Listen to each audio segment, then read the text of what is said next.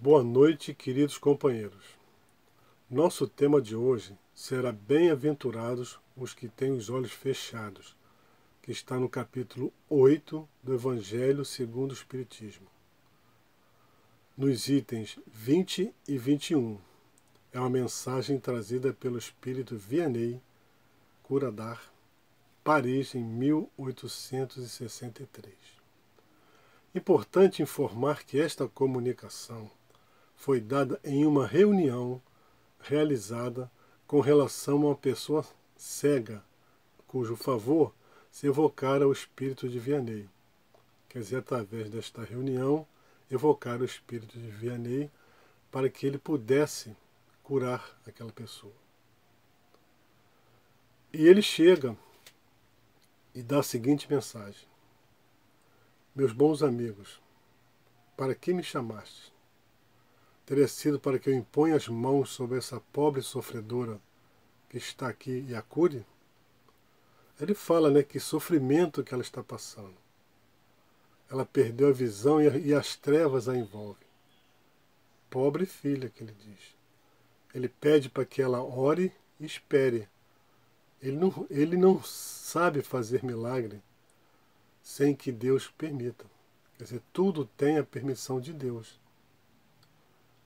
E ele continua nas explicações dele, dizendo o seguinte: nas nossas aflições, volvei sempre para o céu, o olhar e dizei do fundo do coração: meu Pai, cura-me.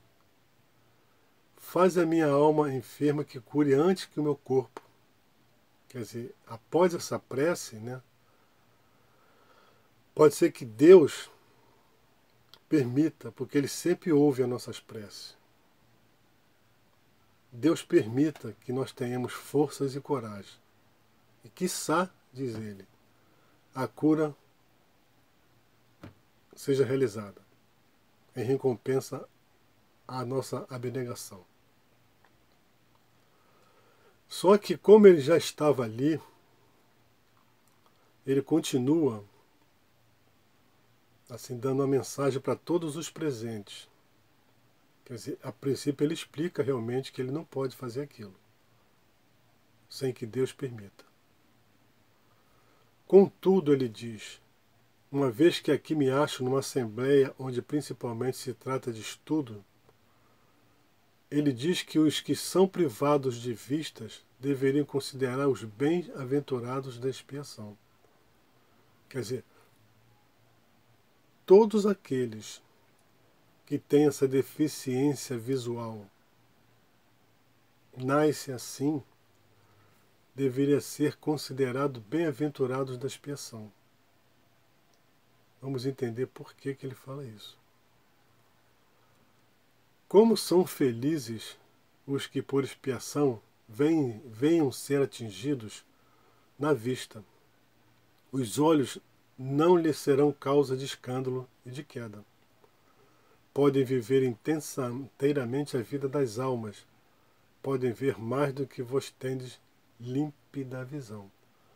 Quer dizer, ele diz o seguinte, que aqueles que são deficientes da visão, quer dizer, eles estão protegidos, de que a visão deles pode causar escândalo e provocar queda.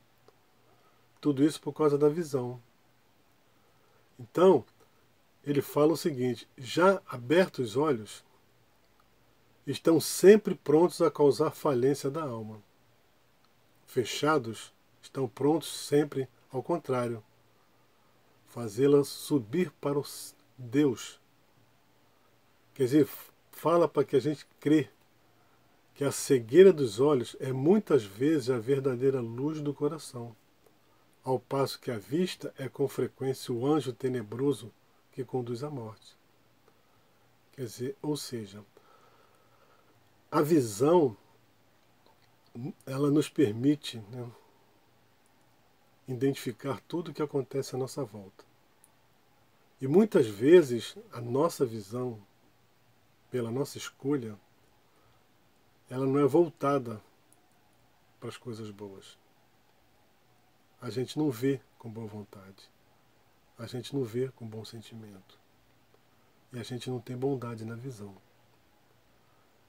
E determinados fatores também que influem nisso podem ocorrer a queda, nossa queda nessa reencarnação, devido ao abuso da visão.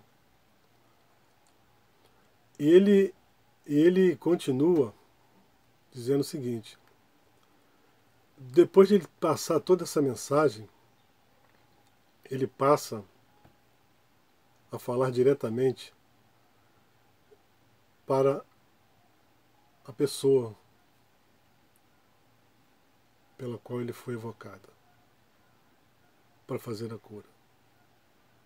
Ele fala agora algumas palavras, ele dirige a ti, pobre sofredora. Espera e tem ânimo. Se eu dissesse, minha filha, teus olhos vão abrir-te, qual jubilosa te sentirias? Mas quem sabe esse júbilo não ocasionaria a tua perda? Muitas vezes a gente pede uma coisa que não vai ser bom para a gente. Confie em Deus, ele fala, confie em Deus, que fez a aventura e permite a tristeza. Farei tudo o que me for cometido a teu favor, a teu turno. Ora e ainda mais pensa em tudo quanto acabo de te dizer. Quer dizer, ele diz para a pessoa que ele fará todo o possível em favor dela, mas que nada vai acontecer sem a permissão de Deus. A pessoa tem que orar, aceitar com resignação e esperar. Só que esse capítulo ele tem uma nota de Kardec. E essa nota de Kardec ele é muito interessante. Kardec acrescenta que quando uma aflição, em consequência dos atos da vida presente, a gente não explica, né? A gente não explica uma aflição dos atos da vida presente, a gente deve considerar que foi alguma coisa que nós fizemos em vida anterior. Quer dizer, e a gente pensa que é o destino, que a gente tem que passar, mas tudo isso não passa de efeito da justiça de Deus, que não inflige punições arbitrárias, pois a pena esteja sempre dirigida em correlação com a falta. Quer dizer, a pena vai estar relacionada com a falta cometida. E ele diz o seguinte, ele conclui, Kardec: se por sua bondade lançais um véu sobre os vossos olhos, por outro lado, aponta um caminho, né, dizendo: quem matou pela espada perecerá. Palavras que podem ser substituídas por: a criatura é sempre punida por aquilo em que pecou.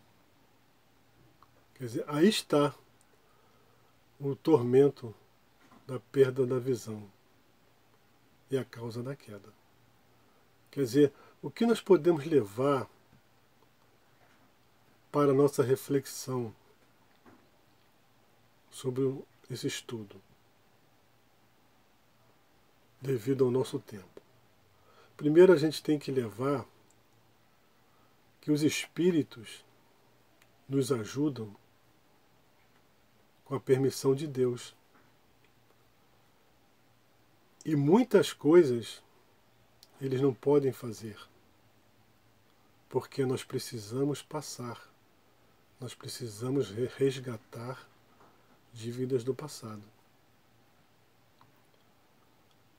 E outro ponto importante também é que devemos sempre orar e confiar na sua bondade, uma vez que a bondade de Deus sempre vai estar nos auxiliando naquilo que precisamos passar. E outro ponto também que ele fala é que a perda da visão, muitas vezes a gente vê uma pessoa cega, né? Então a gente tem que entender que a pessoa está espiando aquilo que ela precisa. Que nada aconteceu por acaso. É a justiça de Deus, mas é uma justiça a nosso favor. Não é uma justiça punitiva. Por isso que ele diz, bem-aventurados os que têm os olhos fechados. Quer dizer, são aqueles que estão espiando faltas que cometeram e que precisam ser reparadas. E outro ponto também que a gente pode levar para a nossa reflexão é que nós precisamos utilizar a visão sobre todos os aspectos nas coisas boas, conforme eu já falei. Ter bondade na visão, ter ternura na visão. Porque os olhos falam aquilo que o coração sente. E muitas vezes os olhos transmitem diretamente em energia aquilo que passou pelo coração. Então precisamos ter um olhar bom, de amor, de caridade. Olhar as coisas boas, enxergar as coisas boas. Existem tantas coisas boas acontecendo que a gente não use a visão de maneira inadequada para que seja provocada a nossa queda. É por isso que ele diz, né, aqueles que têm os olhos fechados, bem-aventurados, porque ou ele está espiando, ou ele não vê maldade. Ele não emite energias negativas através da sua visão. Bem, eram essas as minhas considerações sobre esse tema. Agradeço mais uma vez. Cuidem-se, por favor. Prevenção, fé e transformação. E que Deus nos abençoe. Um abraço.